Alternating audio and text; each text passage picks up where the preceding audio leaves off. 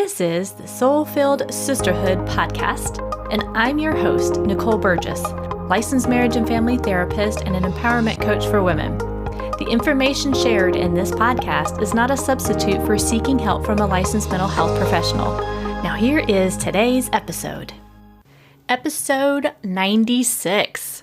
Well, hello, my sisters. Thank you again for tuning into another episode of the Soul-Filled Sisterhood podcast. If you listened in last week, you heard that I am asking for your help. The 100th episode is coming up really soon for the Soul-Filled Sisterhood, and I am so excited about this 100th episode, but I need your help. Go out to NicoleBurgessCoaching.com/100 episode. That's the number 100, then the word episode. Fill out my quick 2 questionnaire to help me come up with what to talk about on that big ol' episode. I'm getting some great feedback. I would love to hear some more. I may do a combination of some of the things the ladies are requesting or what I could talk about. And I just want to say again, thank you so much for your ongoing support. For those of you who left reviews, please keep putting in the reviews. It really is helpful for the algorithms and everything in iTunes and other podcast areas. I really appreciate that. The more that ratings go up, it means it's being seen more, which means it can get in front of more other people. And I'm not doing it because, I want to be recognized by all these people. I'm doing it because there's so many podcasts out there. I want who is meant to hear it to get that in front of them if they don't have it already, so that they know it's available. And you can listen to this on iTunes, whatever your favorite podcast player is. It's out in YouTube. You can go onto my website and listen in and follow the show notes as well. So again, go out to NicoleBurgessCoaching.com/100 episode to help me figure out what to talk about on that big day. All right, without further ado, here is today's episode. Well, welcome, sisters. I am so excited about this upcoming conversation. Today, my guest is Carrie Hummingbird. She is a soul guide, and she inspires people to lead their lives wide awake with authenticity, passion, and purpose that positively impacts others. She catalyzes mind shifts that transform life challenges into gifts of wisdom with her Reinvent Yourself programs for individual and group mentoring. She is the international best-selling author of The Second Wave, Transcending the Human Drama, and the award-winning best-selling book, Awakening to Me, One Woman's Journey to Self-Love, which describes the early years of her spiritual awakening. She has served as a social activist, leader, and philanthropist for over 3 decades. She is also the founder of the Skills Not Pills movement and host of the Soul Nectar Show. Well, Kerrie, thank you so much for being on today. Thank you so much for having me, Nicole. It's so great to be here. And as soon as I heard your voice, I was like, oh yeah, there's one of my sisters. I'm home. Well, I think it's so fun to connect with people who are on a mission in life. They're just so full of passion and purpose to help shift things. And that's part of what my show is about. And so before we really kind of dive into a bunch of things that we're going to talk about today, would you share a little bit more like how you really got into working with people and really reinventing themselves? Well, absolutely. It starts from our own journey, right? It starts from the stuff we go through in our own lives that catalyzes our own inner shift. And then we want to share with the world, like how we did that thing. So mine is no different. I had some early childhood trauma from 0 to 5, a couple of different dads, some pretty, dangerous stuff, just uncomfortable things for somebody that young to be experiencing. And just had that kind of set the framework of my life in my mind. And so right about the time I turned into my puberty, until like 12, 13, 14, 15, things started to show themselves as problems. in my ability to self-regulate my emotions, in my promiscuity, sexuality, just things, things just really sort of started getting highlighted. And also there was just an ongoing tension with my mom. So there was just some really big ongoing tension. So in my life, that all manifested into a 20-year relationship with a man who was almost exactly like my mom. So all the dynamics were repeated in my first marriage, which is my karma marriage, I would call it. We had a lot of good times, but we also had a lot of really challenging things come up, especially when we started having children. I don't know if you know that part of the journey, but woohoo! Boy, when you have kids, stuff really starts coming up. They do. Yes.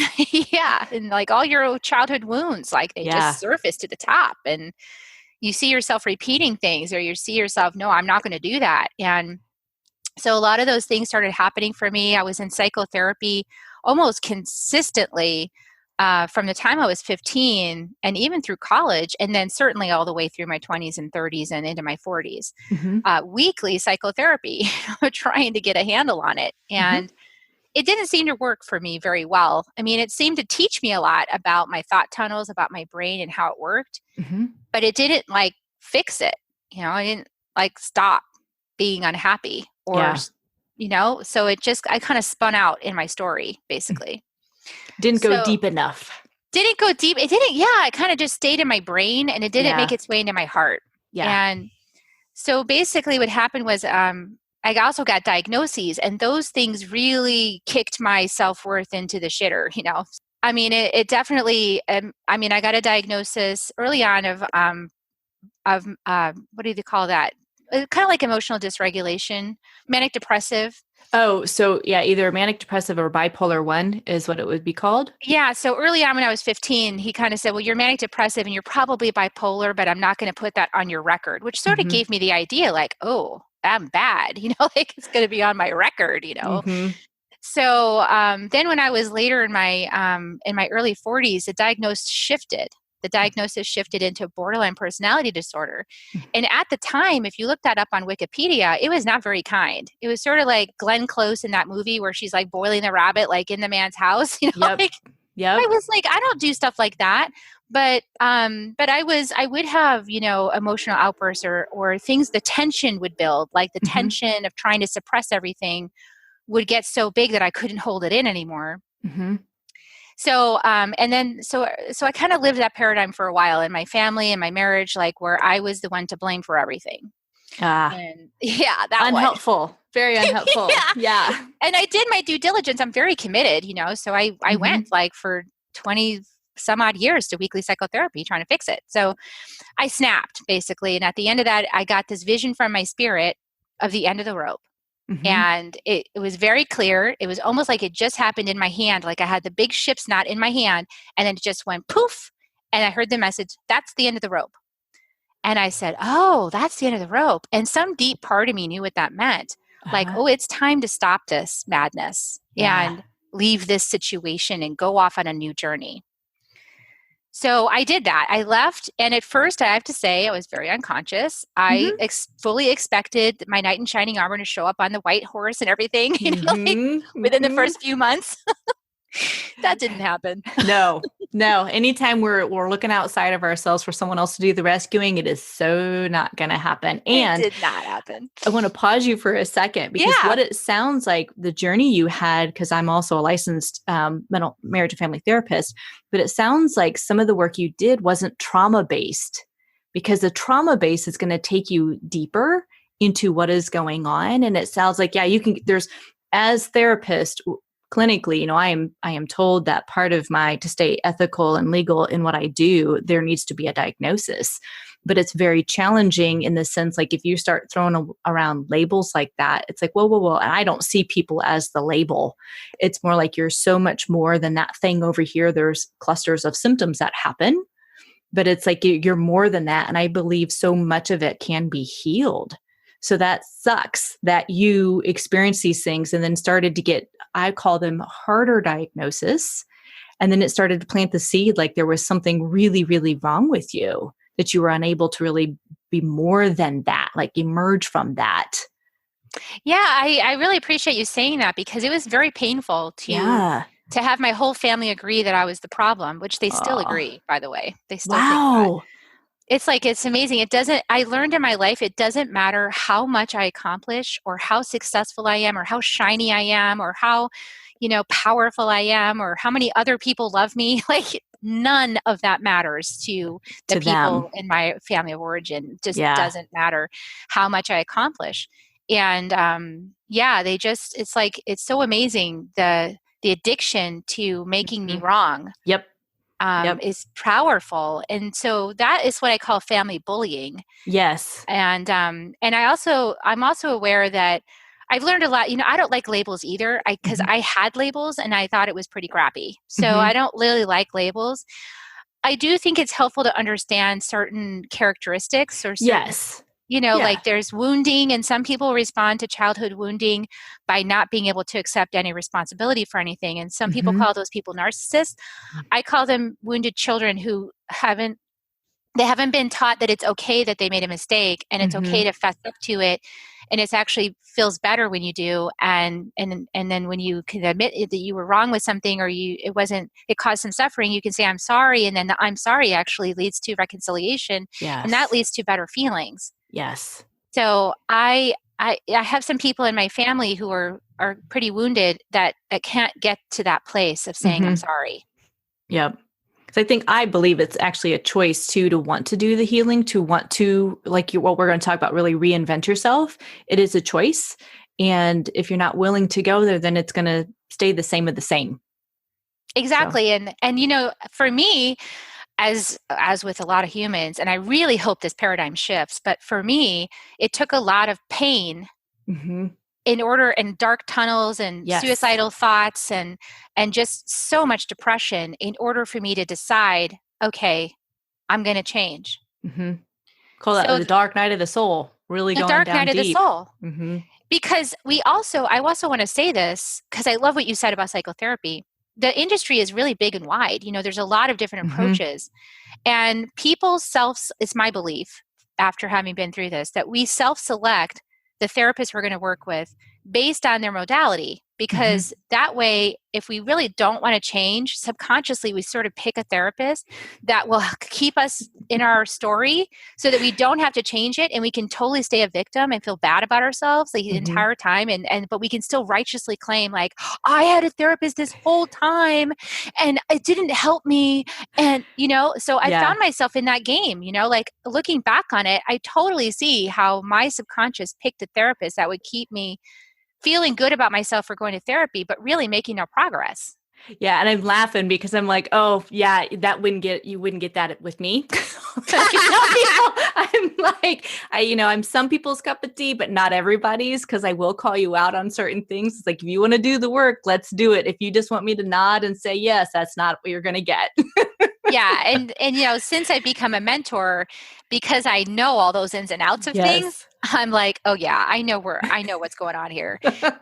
And it's been a really interesting journey into the human psychology from the Mhm. inside out. And then noticing as I started healing how that caused disruption in my family. Like the Yeah. stronger I got and the Yep. happier I got, the more they hated me. Like it seemed Uh-huh. like, you know, Well, more because you that were they were like, shifting and it changes the equilibrium, and people don't like that. It's they like, don't nope, we like want to it. stay there. Mhm. And I started being willing to talk out about things. So you Yep. mentioned the Skills Not Pills movement. I actually started that movement because I really felt like, listen, this industry tried to get me to not feel. And that wasn't the problem, actually. Feeling wasn't the problem. It Mhm. was knowing how to manage the energy running through me. That was the issue. Yeah. I needed skills to manage, because emotion is energy. That's all it Correct. is. Mhm. And I needed to learn how to manage the energy. I needed to learn how to ground and shield. I needed to Mhm. learn how to discern what's mine, what's someone else's, because I have this like hugely tremendous empathic ability. I can Mhm. shapeshift into anything and anyone, and I've done it over and over and over again, where I've got completely lost and confused about who I am Yeah. because I'm totally in somebody else's story being who they are. Yep. And this path of healing has placed me firmly in myself with the empathic gifts. So, and it's been a long process to get to understand the shape shifting ability. Mhm. This to know who I am and to have that solid self inside of me. Yes. Yep. So it's the both and in the sense like, yes, I'm an empath. And I know many of my listeners, they identify either as a highly sensitive or I believe just most people can be empathic, but it's also recognizing like, yeah, where do I start and stop so that I'm not taking everything on or I know how to transmute it. And so it's the both and versus I just get lost in it because that gets overwhelming. It's very overwhelming. And also it's confusing because Mm-hmm. in some way, the empathy is there because of the purpose we have. Mm-hmm. So I'll speak for myself because I don't want to put that on everybody out there. But for myself, what I realized through this whole journey and in the book I channeled last year, The Second Wave, is that there are many of us that came in, chose to embody as humans into family lines that had promise, had really good bones and good promise, but also had a lot of karma and Mm-hmm. ancestral patterns that were caused in suffering that needed to get cleaned up. And so I chose to come into my family line and heal the family trauma through my own vessel because this is a planet of free will. Mm-hmm. So the reason why it's been so stuck up and locked in karma and unforgiveness is because people have free will to decide, am I going to forgive or am I not going to forgive? Am I going to let it Mm-hmm. go or am I not going to let it go? Am I going to punish somebody or am I not going to punish them? And Yeah. too many people have been choosing, I'm not going to let it go and I want you to get yours before I feel better. Like, Yeah. Yeah. and that keeps our consciousness in a low vibration. Correct. So me and as well as anybody else who resonates with that as, part of the second wave or as part of, feeling a big purpose to heal yourself, that has already been happening even with all the earth amnesia, like not remembering it, right? It Mm-hmm. happened anyway because of that inner urge, like I have to fix this, like I Mm-hmm. have to heal this. I know there's love on the other side. Like there's just like this inner knowing that has been so strong, like I've got to heal this. I know this isn't right. I've got to keep moving through this. And that's what pulled us through.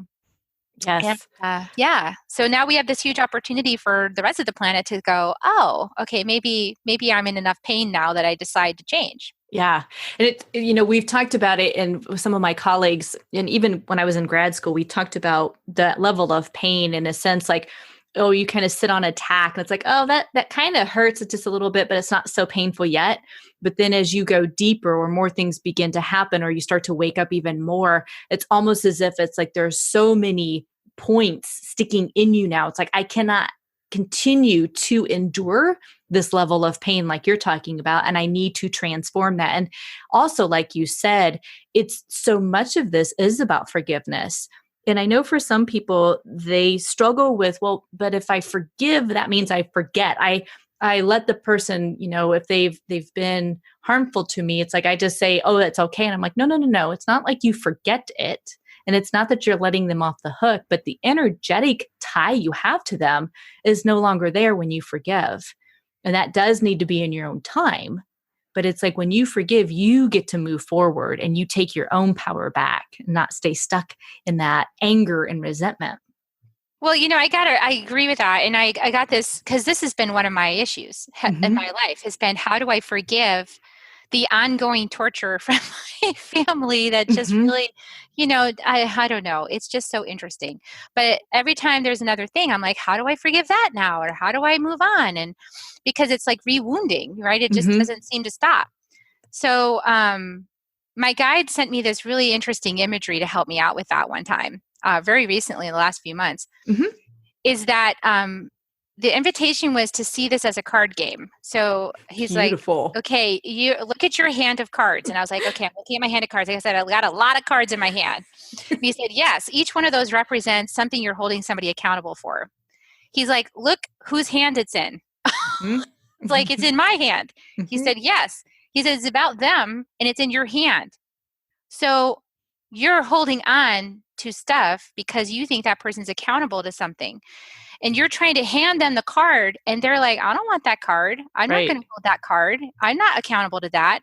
But you're the one holding it because they won't take it from you. He said, do you know why they won't take it? And I said, no, I don't know why. He said, because this game of life is Uno.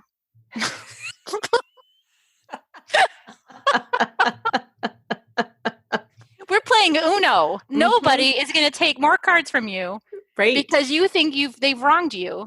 Yeah. because they're playing Uno and they know it. Mm-hmm. Yeah. And so that's just it. When there's people who intentionally choose not to take responsibility and who are emotionally, physically abusive, they can have a very strong tenacity of just like, nope, it's still the blame game. You're it. I'm not going to take it. And so it's really deciding, it's like, well, how much more time do I want to spend with them? And you can love them from a distance. You can love with detachment as well. It's like they're going to keep doing what they're going to do. It's not my job to change them. I get to decide how much time or how much contact I even want with them. Yeah. And there's also like, and this could just be my own delusions because I have so much desire for reconciliation across the board, like with all of Mm-hmm. humanity. Like I feel this huge call within my heart that it's possible for all of us to just forgive each other and move Mm-hmm. on. And maybe that's a little Mother Teresa like, and I'm not going to get there in this lifetime because Mm-hmm. I have that feeling in my heart, but then it's really hard to actually enact it because if Right. people don't want to come along with that, then they don't want to come along with it. Correct. And it's almost like I've just noticed in myself that whenever I'm saying like, oh, somebody is really toxic and I don't want to be around them, Mm-hmm. is actually because I'm uncomfortable with the way that that person makes me feel. But Mm-hmm. that's like an internal thing with me. It's my energy. Mm-hmm. I'm feeling it, so it's in my body. Mm-hmm. So I started realizing, oh, wow, I wonder if I could clear myself. Like if I heal myself of all the places where the knife digs in, Yep. then there wouldn't be any other place for the knife to dig in because I'm not resonant with it. Mm-hmm. And then no matter what they're doing, they just slide up and down on my field all day long and it won't even bother me, except that I'll feel compassion for them that they're suffering such that they need to keep doing this. Yes. And so that's the place I'm working to get myself to. Beautiful. And I'm also noticing like places where it bothers me where, like, for example, I'm very aware that the story that my family holds about me is that I'm the problem that they need to defend against. Mm-hmm. So like it's so interesting how our minds work. Yeah. What's true? I mean, Well, and where you're at right now, it sounds like in your life too, you're able to, again, I call it like you zoom out. You're able to observe what it is they're stating, sharing, believing. And it's like, yeah, and I don't hold that story. I'm not going to own that story. That's your story. And you're not coming from that same space. I think it's just fear trying to divide us, honestly. Mm-hmm. And it's interesting, the energy of fear. The energy Mm-hmm. of fear is to create separation. Correct. And what are we going through right now but a huge awakening, Right. which is a reconciliation and a unification to come back into one Mm-hmm. unity consciousness. So this feels like resistance, like egoic consciousness resistance to the unification of our souls Mm-hmm. is what it feels like to me at the bigger sense. Yeah. So sure. we got to be mindful. Like I've started realizing, okay, I'm going to be very mindful of any place I go into judgment Mm-hmm. or I go into fear Mm-hmm. or I start going down the tunnels to try to figure out like who's to blame for all of this stuff going on. Like Yeah. Doesn't there's solve so anything. many conspiracy theories. Right. Right. Doesn't solve anything. It's like keep coming back to the moment. Where are you at right now? I don't think it solves anything to go figure out who's to blame Uh-uh. or like, oh, is this broadcast true? Is this media telling us the truth? Or is this other person telling us the truth? I mean, I've really gone down some thought tunnels with it. And it's like, at the end of the day, I don't think it matters who's to blame. This is No. like the biggest lesson, the big example of like what we've all been learning individually, right? Because Correct. this is that blame game. Yeah. Yeah. Well, I want to pivot back for just a second, Kerrie, because I know part of your story you were just sharing. This is and what everything that we're going through. It's like these are times to really reinvent yourself or look at what do you want to continue as things continue to unfold in our world and shift and change and things that you want to let go of. So share a little bit about reinventing yourself. Well, yeah. So in my case, the reinvention came because I had such little regard for myself Mm-hmm. by the time I got down to the bottom of the pit. that I kind of was like, I'd rather be anybody but me. Like Yeah. I've done so many things that I've been told are wrong, and I've done a lot of things I know are wrong. And I just feel like so much judgment and blame and criticism that I just don't even want to be me anymore. Hmm. So that helped me to get started. Yeah. But the full circle of the journey, is to kind of like, for me, it was to go, okay, what do I want? Who is within me that is calling me to be better than I Hmm. have been up until now? And then I created like my own vision of that. I created a vision board of that, and Hummingbird came through because I'd had some images of Hummingbird come through to me in meditation. Uh-huh. And so I knew that Hummingbird was my guide, and I thought, okay, this is great. So I made this vision board. And then the more I looked at that vision board, the more I thought, what would Carrie Hummingbird do? Wow. I Like, love it. what would Carrie Hummingbird do? And then I just started doing everything I could to be Carrie Hummingbird. I'm not even knowing who that was, Hmm. but just saying, well, it's got to be better than this. And I was so willing to change that I just plunged myself into everything I could consume around self growth, around energy medicine. I mean, I went and got certified in energy medicine from the Four Winds Light Body School. And then I did training with Heather Ashmar. I mean, I studied with all these different teachers, and I just dedicated myself, to my spiritual practice, Hmm. and to, really being the observer of my experience with every single moment. And then I invited the spirit of death, like all the time. The spirit of death became my friend because I said, okay, spirit of death, I don't even know what's good in all of this mix right now because I know my brain is filled with fear and filled with judgment and filled with all of this human fog. Hmm. And so I just trust that if I give you everything, you'll clear the slate and you'll return to me what's actually mine and my highest good. And so that's my invitation. Take everything from me and just give me back what's mine and my highest good. How was that when you first started that practice to surrender that? How was that for you? Well, because it was easy for me at first because I didn't value myself at all. Gotcha. Yeah. Like I was like, okay, I really screwed up and I need to start over again, but I'm too chicken to kill myself. Basically, Hmm. I couldn't figure out a way to do it that Hmm. wasn't going to hurt. So I said, okay, if I have to stick around, then I'll just work with the spirit of death and just die every single day. Hmm. Just give it all. Yeah. And and what started happening was that I started realizing that nothing that's actually mine can be taken away. So we all hear that, but who's actually tested the theory? Hmm. So I tested that theory. I was like, all right, well, if everything that's mine is going to stay and everything that's not mine will be wiped away, then I'll just test that theory every single day and I'll just give it. So I did energy Beautiful. medicine and practices and all kinds of, just anything I could get my hands on to shift the energy of things. And at some point I started liking myself. Yeah. And then beyond that, the part of liking myself, I started going into this phase that was a little bit narcissistic, right? It was sort of like my compensatory identity took over and was like, I'm awesome. So I had a period of I'm awesome, Hmm. Hmm. which we all got to go through the period of I'm awesome. I can do no wrong. And I think my family probably reacted a little bit to that part because a Uh-huh. lot of people were agreeing with me Set externally. them off. Yeah. They're like, everybody likes her. This sucks. So, they think we're villains. They think we're terrible. you know. So I went through a phase of I'm so awesome, which is a bit narcissistic. So I went through Hmm. that. And then on the other side of that journey, I realized that whole part of the journey was pumping me up Yeah. like a fat little birdie so I could learn to fly. Yep. Because the conclusion of the journey is to come back and love every aspect of yourself, Yeah. even the stuff you're completely ashamed of. Yep.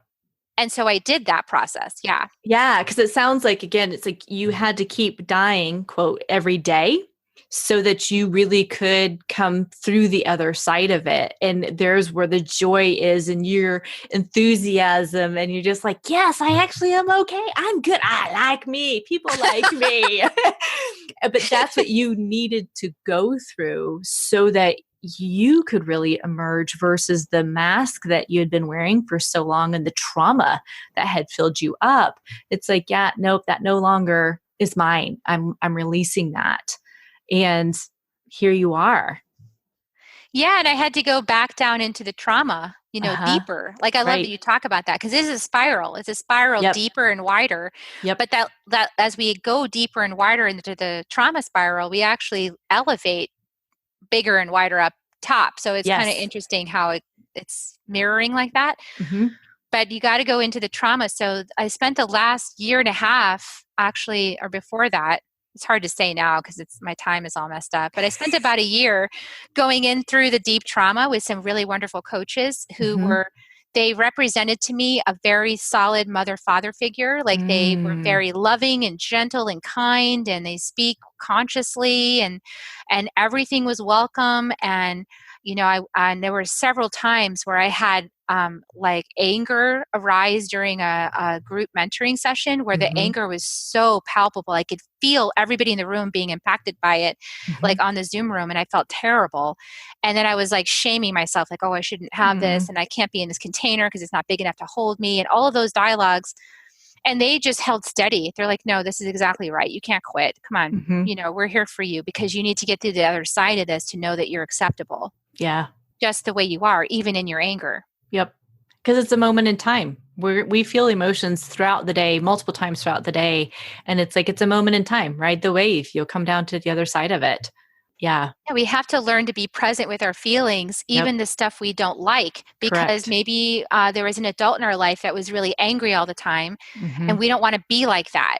Yeah. So we disown our anger, and then it's not integrated fully into our being. There are times to be angry. There's Yeah, actually things to be absolutely. angry about going on in the world today. Yeah, So absolutely. it's important to heal. The whole journey needs to heal. And so I don't have any visibility into like the next part of my journey, if I'm like done now and I can just kick back and help other people. But probably I'll be going deeper, just guessing from so far.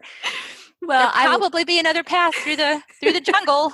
I think we all continue to grow and evolve through our lifetime. And majority of my guests, whether they're doing their own coaching, they're working with others, but they also are in working with a coach. I'm currently in a mastermind. Others of them are doing their own psychotherapy. So almost everybody that I talk with is still evolving and shifting because there's so many layers and depth. And it's like what you're talking about, those continue to raise the consciousness, to continue to raise your vibration, because that does ripple out into the universe. And that's part of why we're doing what we're doing.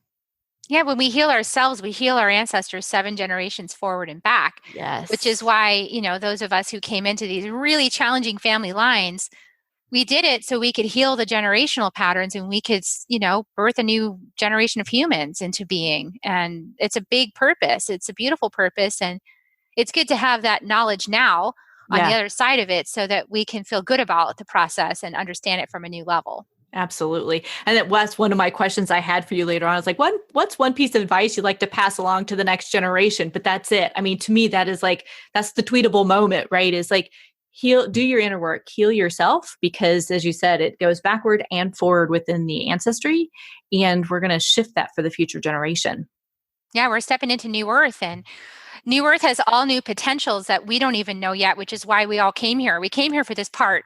Hmm. So thank God if we're all still alive for it, because it got a little sticky in the middle there, and there was lots of people taking their lives because Yeah. it was really bad, but Hmm.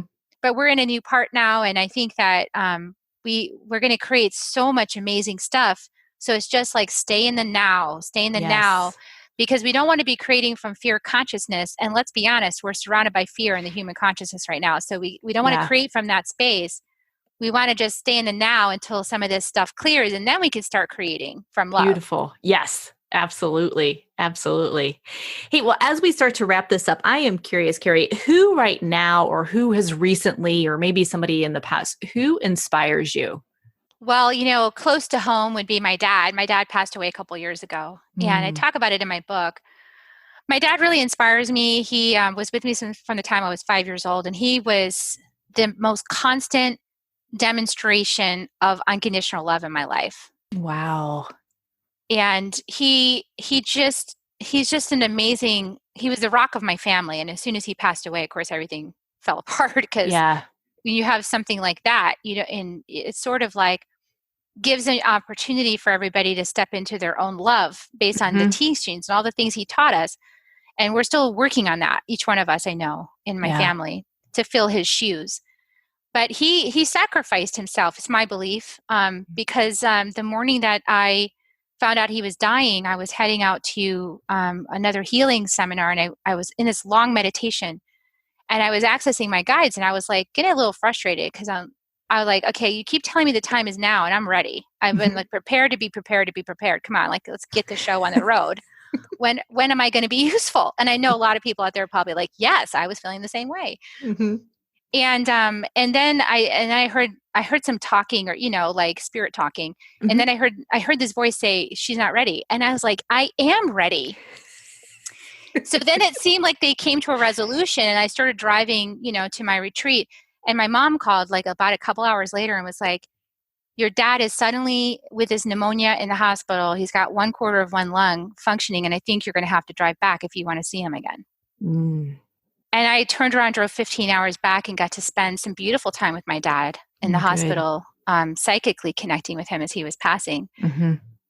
And a few weeks later, I did this healing ceremony where one of the healers integrated a masculine energy into my field. And she said, this is a huge honor. This energy wants to be united with you to help you with your masculine so you can be stronger. And as I received the energy, I knew it was my dad. Wow. Beautiful and powerful. So for anybody out there who's losing somebody that you really love right now, just consider that it's possible that your loved one planned this the whole time, that they would depart right now to help you on your mission, to help you be stronger on earth as you step into the times to come, because we are entering a big time of self-mastery. We got big work to do. Yeah. That is beautiful. Well, on that note, Kerrie, I just want to share with all of my listeners right now, all the sisters out there, you have a free gift, and it's called Love Mastery Game. And that is on your website. And ladies, again, I'm going to have Kerrie's website, her social media, her podcast links, all of that in the show notes. But it's for this free gift. Again, it'll be on the show notes. It's carriehummingbird.com/play, where you could get that. And Kerrie, I just want to say this has just been such a lovely conversation. And I so appreciate you coming on. And it's just great that you really were able to reinvent yourself truly so that you could keep doing what you're doing in our world and making a difference. So thank you so much for what you do. Thank you, Nicole. And I really have enjoyed being here. I love hearing your heart through your voice. It's just such a delight. It's so warm and loving. And I'm really grateful to have been in your company. Thank you for listening. If you haven't already, I invite you to go out to iTunes and please leave an honest rating and review. In the podcast world, this really helps other women find the podcast, and they can see if it resonates with others out there. So I really appreciate all your support and leaving me a rating.